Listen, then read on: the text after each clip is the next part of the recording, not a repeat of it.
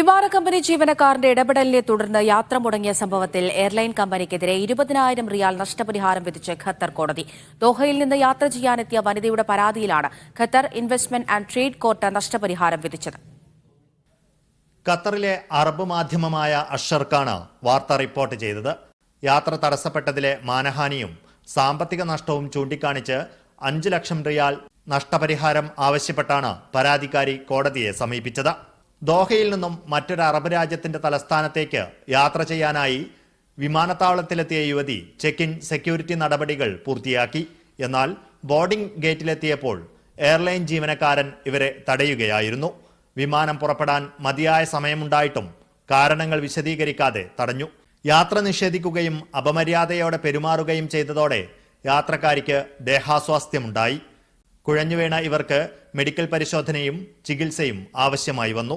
അപ്പോഴേക്കും വിമാനം പുറപ്പെട്ടതിനാൽ യാത്ര പൂർണ്ണമായും മുടങ്ങി. ഇത് വിവിധ തരത്തിലുള്ള നഷ്ടങ്ങൾ വരുത്തിയെന്ന് ചൂണ്ടിക്കാണിച്ചായിരുന്നു പരാതി. അതേസമയം ഏത് എയർലൈൻസിനെതിരെയാണ് വിധിയെന്ന് വ്യക്തമാക്കിയിട്ടില്ല. Media 1 Doha.